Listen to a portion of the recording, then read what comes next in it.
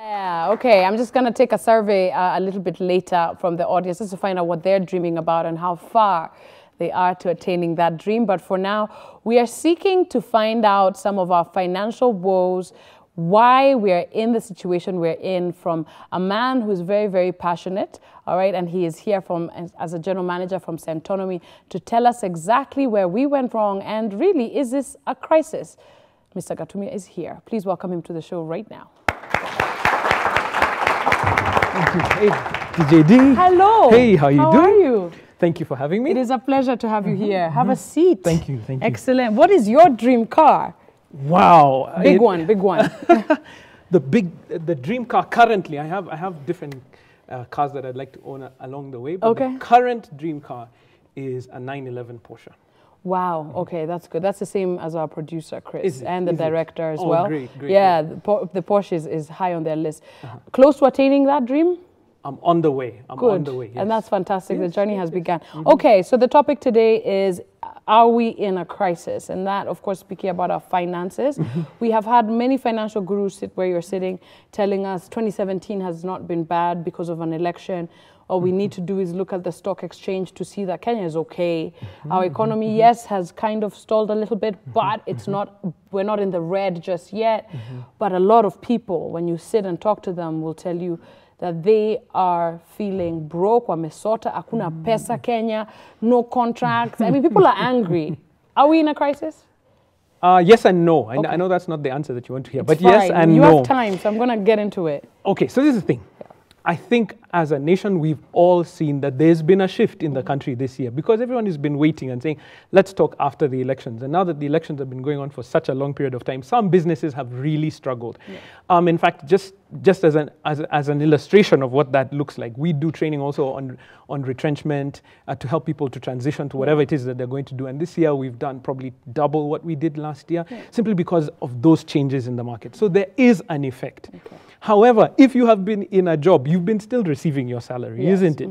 Most of the time, that's what it's been. And so for a large group of people who are employed, I would not say that we're in a crisis at the moment, but I think we must be realistic about our money. I mean, I'll be honest with you. The person who has been employed by the same company for the last 10 years, and let's say they've gotten a raise or they've gotten some savings somewhere, for sure the money that they were earning then is probably less now because they've changed their cost of living, they've moved homes, they've acquired some loans, they've gotten married, they probably have kids.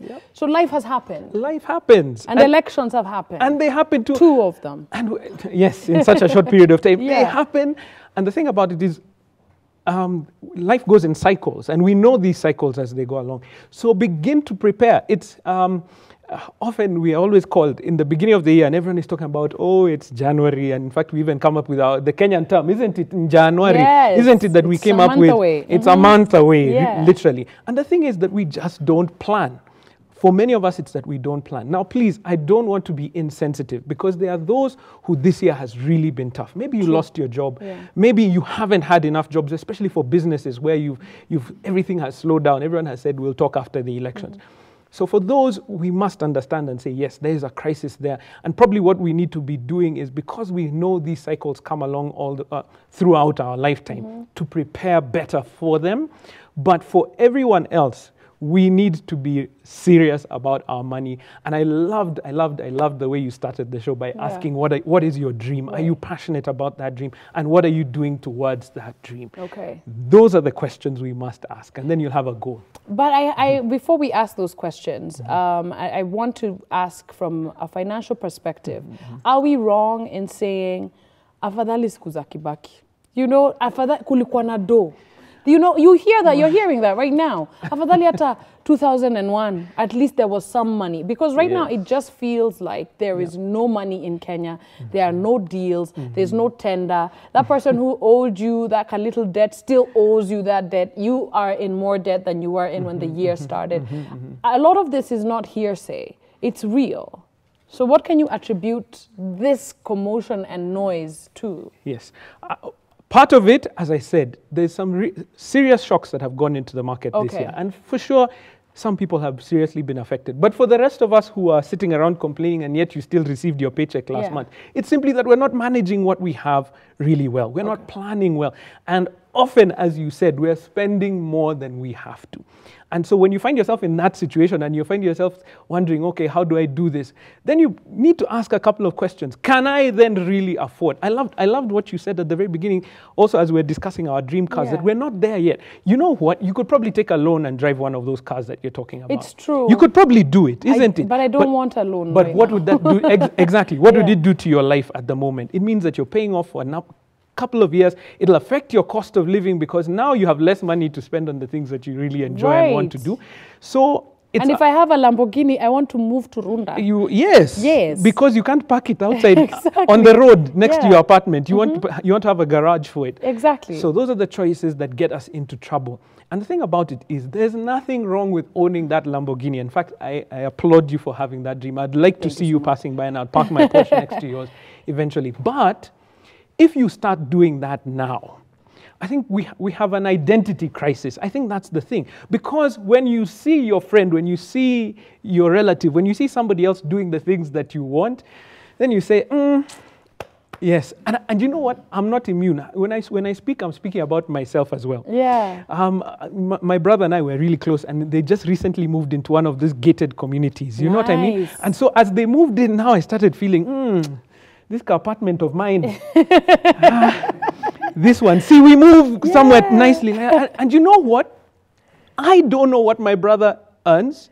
I don't know what his plans have been, his saving plan. Yeah. Do you even know what if you're close to your relatives? Right. I'm sure. Do you ever ask them how much do you earn right now? No, we don't have those conversations. I just see them acquiring stuff. Correct. Right. So the choices that he has made versus the choices that I make, they're completely different. Yeah. But I could very easily say, you know what, they're moving on up, isn't it? Yeah. Why don't we do the same thing? And then that would seriously affect the rest of my financial goals.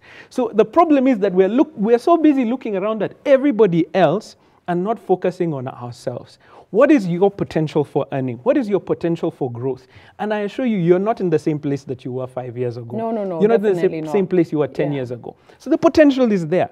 Why don't you take advantage of that? Okay. That's what we're talking about. I feel like choices is a big term in this conversation that you and I are having, because a lot of where we are financially is because of choices we made, maybe blindly, maybe selfishly. Because when you talk about our lifestyle, yes, I mean, we were talking about this earlier in the green room. When we were growing up, guys, man, to go to Kenchi, it was like we had to vote, you know? And my dad is just like, and we were 5 kids. Yep. You know, and we had to have like a small little meeting after church today, because there was none of this luxury today where you have the hub and the 2 rivers and Westgate and fast food and even Uber delivering food to you. I mean, it's too much, you know.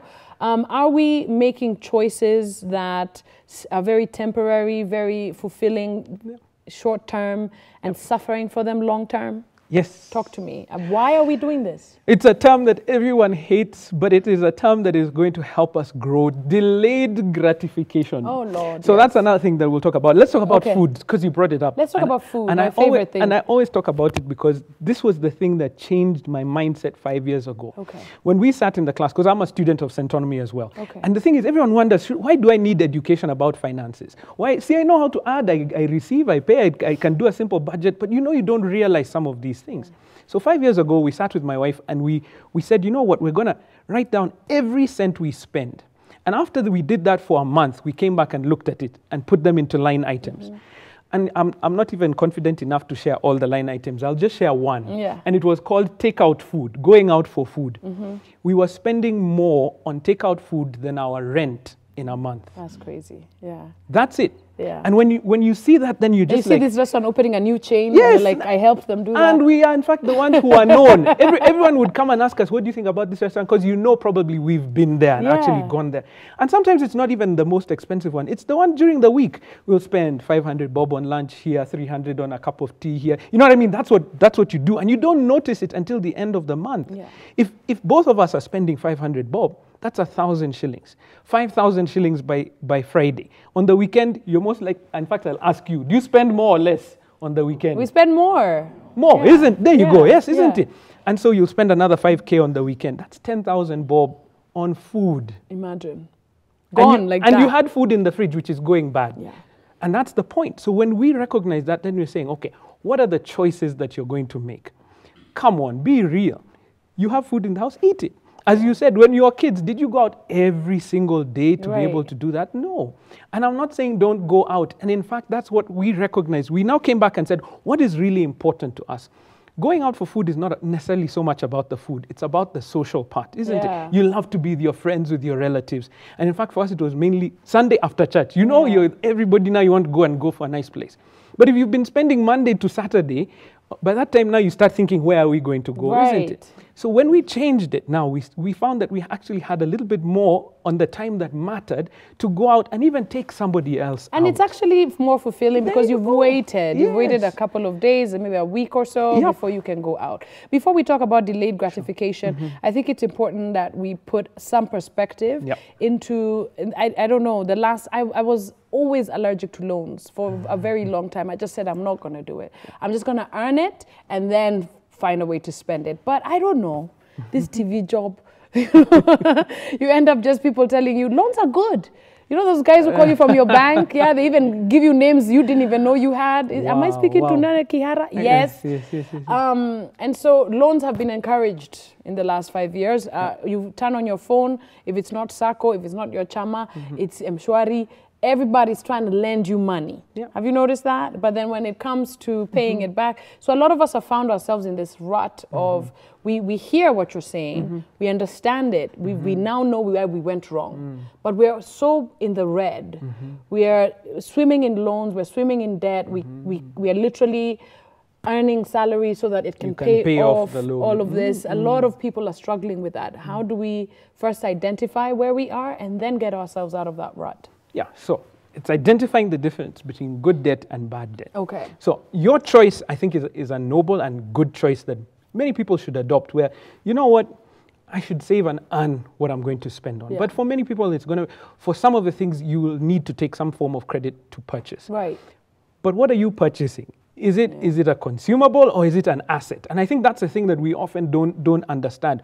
What is an asset? An asset is going to put some money in your pocket, as simple as that. Is it putting money in your pocket or is it taking money out? Let's take an example of a vehicle. If you were to buy a car, is that car actually putting money in your pocket or not? That's the question that you need to ask yourself. So if you're buying it so that you can be able to drive around and look good and pack it so that everyone knows, and that's a big thing for Kenyans, isn't it? Yes, it's huge. You want everyone to know that. How do you know if you're doing well unless you're driving that car? And it's a myth, because you find billionaires in this crying country in the who are just fine. In the Range Rover, crying. And I'm saying that's not the point. Actually, the wealthiest people, you don't see it. You rarely see it. Very rarely, because it's not their concern is not you. We're so concerned about what everyone else thinks about us. Be focused on yourself. So as I said, if you're looking at loans, let it be that you borrow for an asset that's hopefully going to appreciate in value, that it'll grow, that at some point you can be able to get a little bit more money back. But when you buy a car, first of all, people don't realize you're buying a car for 1 million shillings. You borrowed 1 million, isn't it? You're paying it over 5 years. First of all, that car is not costing you 1 million. It's 1 million plus what? Interest. Yes, absolutely. Yes. 5 years after you've paid off the whole car and the interest that you have paid, how much is that car worth now? The one that you bought for 1 million, Bob? Imagine. It's probably worth maybe, if you're lucky, 600K. Exactly, yeah. So you have paid 1.3 million, for instance, for a car that is now worth 600,000. Is that a good deal? No. I'm not sure. You need to make that decision and say, hey, okay, could there be something better I could do with that loan? Could you take that loan and open up a business that now, that business will be giving you an extra 10K a month. That business will be giving you an extra 15K a month. That 15K then can pay off a loan for the car that you're going to purchase. Do you see what I'm talking? Yes.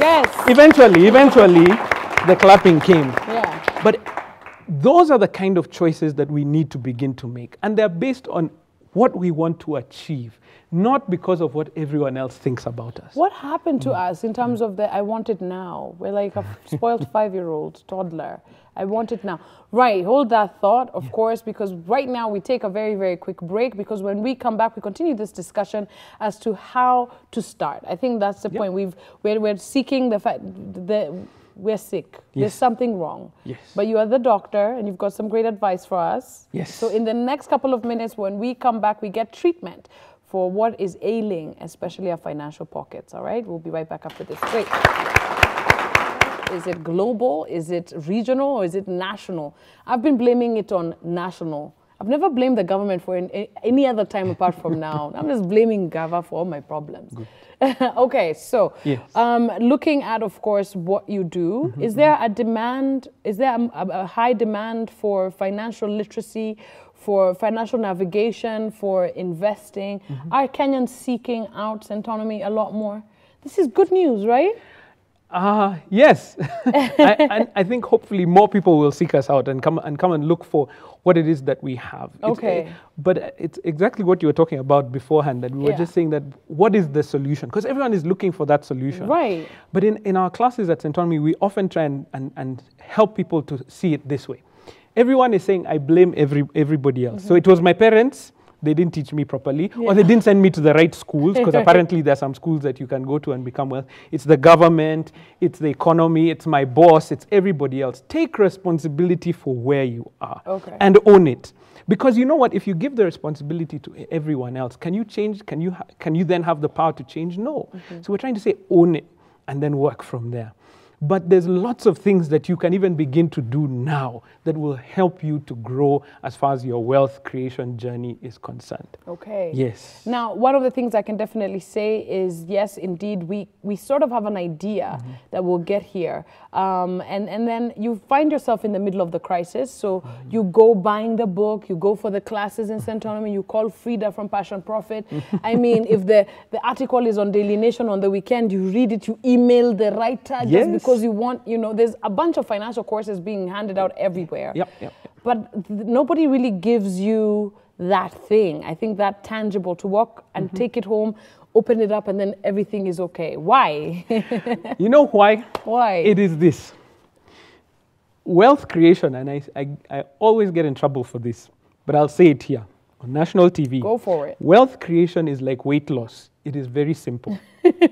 No, it's not. Weight loss is simple, isn't it? It is not. It's the hardest thing. It's very simple. Okay. How do you lose weight? By eating right. Thank you. So you working out. Yes. Drinking lots of water. And, which is part of eating right. Yeah. There's one more thing that most people forget often. Rest. Right. There Sleep. you go. Okay. So we don't sleep. Yes. We're up all night watching whatever it is that we're watching. Exactly. And then we eat poorly and we rarely exercise. But did you need somebody who's a fitness expert to sit here and tell you to do those things? All know so do that. them. The same thing with wealth creation. It's all about focusing on the main things that you understand. Number one, save. Okay. Just save. And everyone will say it's so hard. It's not hard. You take some money out of an account, put it in a savings account. As simple as that. But what does that then mean for the money that you're using right now? It's less, isn't it? Then you start thinking, if I put that money in the savings account, what am I going to spend at the place that I wanted to go? Exactly. And you have this, Yes. Every month you go to this place with your family, you spend this amount of money. Now you've got to cut that stuff. So here's the thing. Recognize. The first thing that you must do is understand your situation in order for you to begin to make choices, the right choices for going forward. Okay. So recognize where you are. The problem is we don't even know how much money we have. You're richer than you think. It's only you don't know where your cash is going. No, it is. Do you know where every cent is going? Right now, to other people. and that's the thing. Right? So here's tip number one for you. Yeah. Pay yourself first. Okay. Pay yourself That's a good first. idea. How do you pay yourself? You save and you invest. Because if you wait until you've paid everybody else, what's left in your You account? will have nothing That's left. why we have such a poor savings culture in this nation. So pay yourself first. So the moment, like now, that you shall receive your paycheck, isn't it? I know all the Kenyans are feeling the middle of the month we're just over the hump, isn't it? We're almost there and you can feel the money is coming. The wall is here. The wall is here. It's coming. Yeah. The moment the money hits your account, save a little bit and send a little bit to an investment that you have. And investments are there in this country. Even your SACCO is an investment. Put some money there. Okay. Because if you wait until after now you've paid your rent, your whatever it is, your car loans, all those things, what's left in the account? Nothing. So if you start off by doing that, do that for a year, it will shock you how much you actually have. Yeah. Number two, track your spending. Again, I told you you're richer than you think. I did this where you write down everything you spend. You like the watchman who was watching your car outside over here and you give him a 20 bob, write it down. If you go to the restaurant, you receive the receipt. You like the person who was serving you, I put an extra 100 bob there. Take the receipt and write plus 100 shillings. Okay. At the end of the month, it will shock you how much money is actually flowing through your pockets and you didn't even know it. Then once you've understood, this is how much I have, then make choices towards what you want to achieve. Because it's exactly the same thing as weight loss. We want to lose weight so that we can do what? Yeah. You can look nice in the outfit that you want, isn't it? Right. And so begin to, as you said, I loved where we started off by saying, that's the outfit I want, which is a what? The car that you want, the car that you want to drive. Car. So begin to think, how can I get to that place? And it's working backwards. It's saying, it's going to cost me what? 10 million, 13 million to drive that car. Work backwards and say, how can I get to that place? And once you know how much you have, then now the last thing, I said there are 3 things I'm going to share. Yes, the third one is focus on assets. Okay. Now, what does that mean? We are very good at consuming. Yeah. We love to consume food, the clothes that we wear, you know, everything that we think that apparently is going to lift our status. Yeah. But those things that, can I give you my personal example? Go on, go for it. I bought a new phone beginning of this year. I bought a new phone. My other one, it fell, it broke. So I needed a new excitement, isn't it? A good excuse to purchase. No, it is. So I bought a new phone. Not 2 weeks after I had bought that phone, I think it was the new Samsung that just came out. I was the one there in the store looking at it, wishing for it. I had a new phone in my pocket, but I was looking at this new phone that is on the market. Much better yeah, exactly. Now. You are one of us. I am one of you, 100%. But the thing is, at that moment to recognize, that's a nice phone. Yeah. I have one in my pocket. I could probably Upgrade. Swipe a credit card, Yeah. purchase it, and then pay this over the next couple of years. I mean, actually years. Yes. Mm-hmm. But what does it do for my life? Yeah. I could take the same money it would cost me to buy that new phone and say, open a mobile money shop. Something, yeah. And that mobile money shop will bring me an extra maybe 3-4 at the very beginning for the same amount, 3,000-4,000 bob in a year, 3 or 4,000, let's say 4,000, in a week. Yeah. That's what it would be doing. How much is that in a month? You're talking about close to 20,000 shillings. 20,000 times 12. Yeah, you're balling. At the end of that You've year, got 5, at least 4 Samsungs. there you go. Yeah. And now have I borrowed from anybody? No. And you've got a business that's flourishing. That is what is called an asset, because that asset is growing. But we are so focused on this phone that is in my pocket right now, which I bought at the beginning of this year, is not what it was at the beginning of this year. Right. I've lost money on it. And if I bought another one, the same thing would have happened. Exactly. So talk to me a little bit then about the delayed gratification, because obviously the reason why we are, and it's not just Kenyans, okay?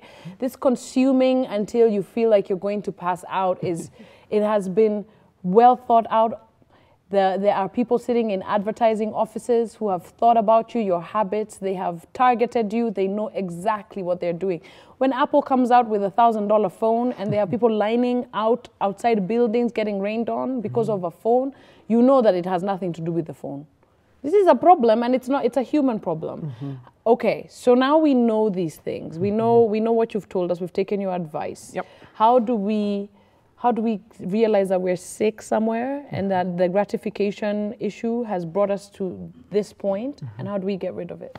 Exactly what we've talked about now. In our classes, we are often trying to get you to have a new experience. The example is the one that I've just given. I want a new phone. I know next year there'll be, it's iPhone 10 this year, isn't it? There'll be 11. There'll be 11 next year. Why don't I say, you know what, I really like those things. And remember at the very beginning I said, there's nothing wrong with the stuff that we want to buy and enjoy, isn't it? Right. But I know I want that then. So rather than waiting till that point and then in 1 month you put down 100K on a phone and then you wonder, now next month, how am I going to survive? Why don't you say this now? I know next year it's going to come out.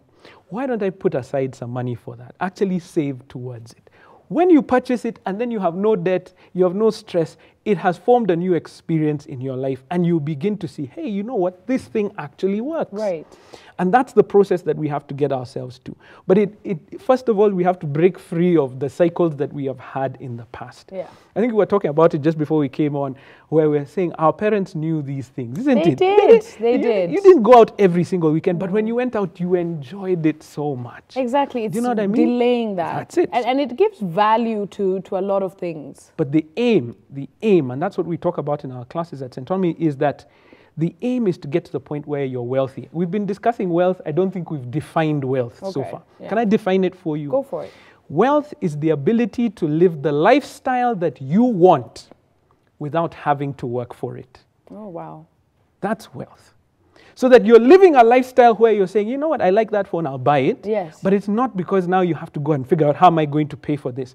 I have built up enough assets, so I have some rental apartments that are there. I have like a business that is running. You know what's funny? That have an Uber that's moving at the same time. And I don't have to work, but I'll probably be working anyway because But I'll tell you what, a lot purpose. of these guys are not the ones standing there looking at the Samsung with dreamy eyes. Yes. They are not. They have still an old kabambe. And this guy can buy all of us. You know what I mean? It's so strange, but it's true. Because over time, when you realize it's about your purpose, these other things now fall away. I wish we could just copy-paste this into our lives and make it. I wanted to ask about those who have nothing. Yeah. Right? You have young people who are graduating every day. You have nurses, teachers, and doctors who have gone to school, who know what they deserve. You have, public servants who are struggling and hustling. I mean, you have people who, they don't have. So what you're saying to them, and they're watching you right now, they hear it, they've written it down, it's stuck, it's ingrained. But they haven't even gotten that opportunity to get that monthly salary, be it 10K or however much. There's that mamamboga who is literally just making ends meet. How do you deal with that demographic of the unemployed, of the disenfranchised? How? Okay. Two things. Yeah. First of all, yes, that's why I believe that times like this when we have elections are very important. So elect the right people to go into office who are going to put into place policies that will hopefully build up our nation. So that's the first place. So it's a good time to make a change. However, I think we need to begin to think and wonder, am I just defined by my profession, by my education, by my past? There's so many things that you offer this world. In as much as, yes, I am employed by Centonomy and I work there, that does not define who I am. Right. I have the possibility to run a business, which I'm doing at the same time. I'm trying to invest in other areas, in real estate and other things, so that I am not just defined by where I am. I have gifts and talents. In fact, the reason that I'm sitting here is because I have the ability to speak and to communicate. Right. Do you have that kind of thing? And how do you begin to earn from it? So one of the things that we teach at Centonomy is also what is your potential for earning? We call it your non-financial assets. Can you be able to speak? Can you sing? Can you write? Can you read? DJ D. Hey! Yes. I've been listening the whole... She's very good. She can do this now, and then immediately after she leaves here, she goes and does something completely different. What are the things that are within you that can begin to earn you some money? But you must recognize it and build it up. Because the fact that she's standing there is not because she just decided that I can spin. She's worked at it. Yeah. And I'm sure she puts in the hours of practice so that whoever is going to come up and try and show you that they can do a good job. And they have tried. I'm sure they have. They have to meet a certain level. So she's defining who and what her status is from the assets that she has internally. Okay. So in as much as, yes, there is a difficult life that people are living right now, we must admit that. But even in that difficulty, are there guys that you know who've come from nothing? Yeah. You know them, isn't it? Absolutely. And they've said, you know what? This shall not define me. Because I was born here, that shall not define me. I know I'm worth more than that. Right. And simply believing in yourself will make other people believe in you. Because if you don't believe in yourself, who is going to believe in you? Fantastic. All right, give it up for this wonderful man. Okay, righto. So we're going to do something unprecedented. We're going to take a break right now. When we come back, we're going to give the audience an opportunity to engage and ask questions, because I'm sure they've got lots of questions. All right, and we're going to also give you at home a chance to go ahead and ask whatever you want. And we'll be speaking about opportunity in just a sec. We'll be right back after this. Thank you, Minute Maid, for wonderful pulpy juice. And we are back speaking of matters wealth, how to find it, make it, create it, save it, invest it, and keep it. That's all we want to do, right? Hey. Say that once more. I can't remember. It was perfect. It was perfect. Yes, wealth creation, how to make it, save it, create it, invest it, keep it. There you go. Not spend it. That's what we're trying to do. No. Wait. You just No. No, this is one of the biggest misconceptions about wealth creation. What is the point of saving and investing? Question to you. Okay, what is it? It's true. It's not for your money to sit there and grow cobwebs. It's It for is it to to walk around and work for you. We save and invest in order to spend, Right. but it is to spend on the things that really matter to us. That house you want to live in, that car you want to, those are things that matter to you. But the problem is that we're so busy spending on everything else that we never get to the thing that we actually want, and then we're complaining and wondering what it is. That wealth that you want is in your pocket, is in your purse right now. You just need to do something about it and build it. Oh, I wish I could just have you with me walking around during my daily struggles. I can do it. I am there with you. Just go on YouTube, you'll find us there. There is something you said to me, and this is, of course, not to talk about a particular network or telecommunication company. Money transfer is big in this country. We are known for it globally, but we don't pay attention to the little detail. Talk to me about this. You see, the thing about it is, I have nothing against any of the telecom companies, because what they're doing is brilliant. They are making profit, and that's their purpose. But our purpose is not necessarily to give them profit. And we often don't recognize, every time you send somebody money, whatever service it is you're using, often there's a charge involved, even from your bank, even whatever other places that your money is held. If you're transferring it, there's a charge. And we don't usually recognize how much we spend on those services. And if you were to track it and do so through a month, you'll find, like, for instance, for me, and I rarely use some of the paid services. We're talking about like 500 bob in a month. Yes, the charges on your phone. Not inclusive of data usage and all those other things. So those small things, just imagine a bucket and you just puncture small holes throughout. It doesn't all pour out at the same time. It's just a little bit, but at the end of the day, that bucket is empty. So we need to begin to plug those holes. And I'm not saying don't go out and use your mobile money transfer service. No, but be aware of it. Often, you're even paying the guy who's next to you. You have cash in your pocket, but you're sending him some money. Naya kutoa. Isn't it what we do in Kenya? Isn't it? And instead of doing that, why don't you begin to plan a little bit better? Thinking and looking at, before we go to the audience, thinking and looking at financial gurus such as yourself, managers, financial managers, investment bankers, banks. I mean, to the rest of us, it all sounds very foreign in a sense. And I don't know if it was designed to do that. How do you start as a person who maybe wants to be elevated financially, wants to learn more, wants to be a lot more literate?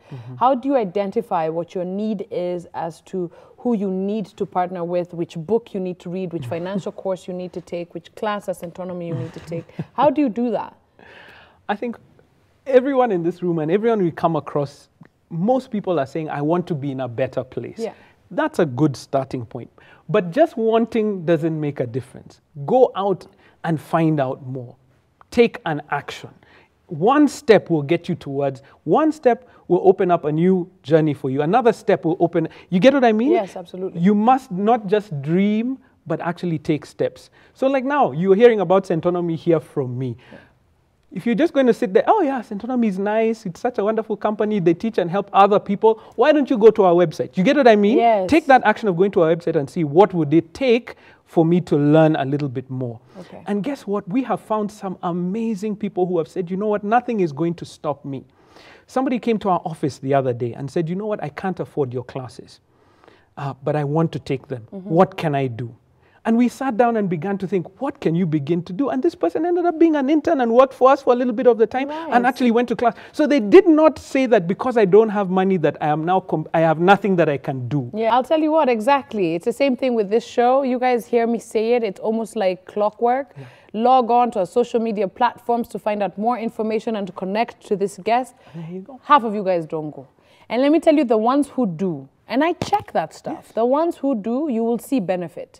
You will actually see benefit. People are getting connected. We've had guests here who are looking for something, who get connected very easily because they just decided to put themselves out there. They decided to take that extra step and go online and do a bit of research. They decided to call that number. It is through action. I also believe that very, very much. You can't just wish it. You have to be proactive. Okay, so right now we're going to give an opportunity to our audience members to ask questions. We want you to interact with us while you're at home as well. At Better Living KE is where you can find us across the board. While you ponder your questions, here is Money Woes, a clip that should really put some perspective on your msoto, on your brokenness. It's not so bad. There was times when you were broker than now and you survived, you're still around, all right? So there's still purpose. Take a look at this. Right there, we have so much fun here. Okay, our audience, looking so nice. I'm going to pick the guy in a suit because he looks financially ready. Good morning. Okay, good morning. Okay, what is your name, sir? I'm Alan Lawrence. Okay. Okay, thank you for this opportunity. Okay, my question is, we find the problem in the society currently is people getting a loan to finance a lifestyle, not for an investment. Yep. So are there any kind of regulation put in place by those people who are lending the money to those people? So at least they are not funding the lifestyle. You should work at every bank in Kenya. No, and he stands there and he says, what is that for? No, no. You see, everyone is passing on responsibility to somebody else.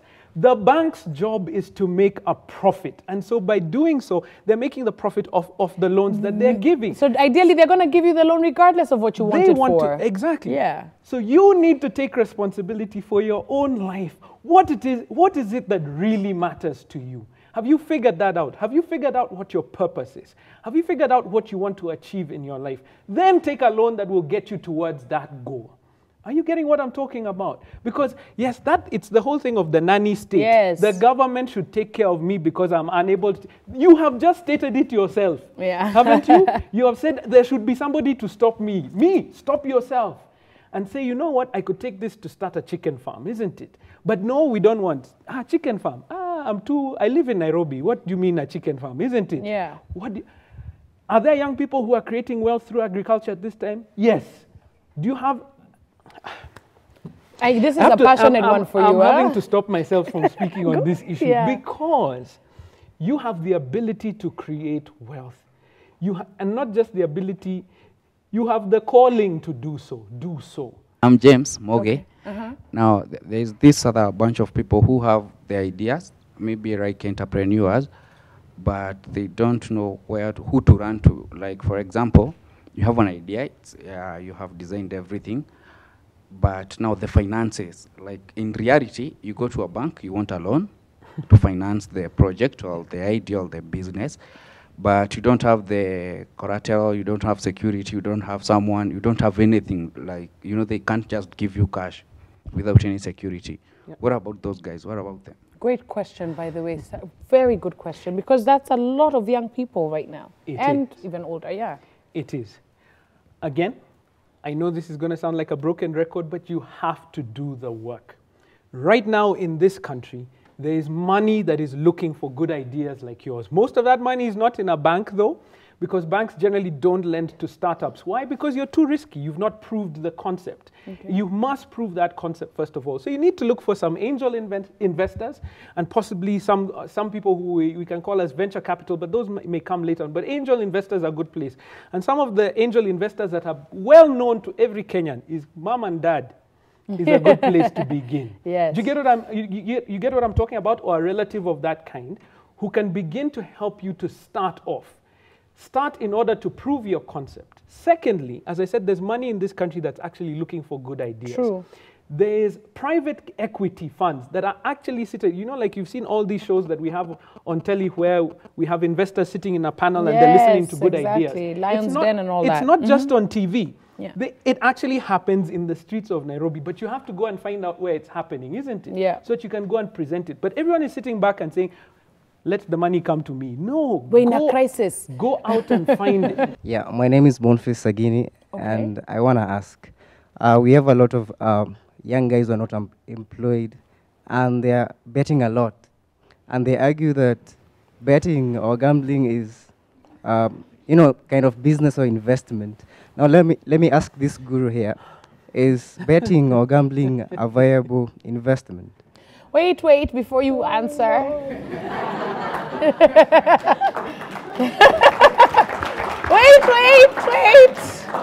Wait. We here at MTV support all betting platforms. And we encourage you to go out there and sport pesa all you can. Now you know. So am I allowed to answer the question? You're allowed to answer the question. Yes, you are. Yes, you are. Wow. Slowly, though. I'm trying my best to be as politically correct as possible. It is legit. Possible. It is a big thing, not just here in Kenya. Globally, people are betting more than any other time. It is. It's gambling, actually. It's not betting, gambling. It's gambling. Okay, let me put it this way. There are those of us who have a social and, for instance, in my case, a religious aversion to betting and to gambling and to what we call the lottery as well. The gaming world, The gaming world. So I have a personal, social and religious aversion to it. I totally understand. If you have that, then steer clear of it. But if you're going to get involved in sport betting, then do the work. Those companies that are giving you the opportunity to bet, how many analysts do they have? How many computers do they have that are making sure that, guess what, none of them have gone bankrupt? Have they? No. Because if you thought that they're just giving away money, they're not. They're actually working so that they understand what is the best way to give some value to our customers, but also to do what? To make a profit. And that's why they say, I'll just cut you off there, and this is why they say in Vegas or in any casino, even local, the house always wins. So if you're willing to put a lot of money into something that you hope might happen to one of the millions of other Kenyans who are doing that, then go ahead. I would not follow that direction myself. I would definitely say when it comes to gambling, that energy, that zeal, that money, if you could just spend even a quarter of it on yourself and your purpose and your dream, the results will be alarming. Yeah, completely. All right, guys, give it up. Isn't he just so amazing?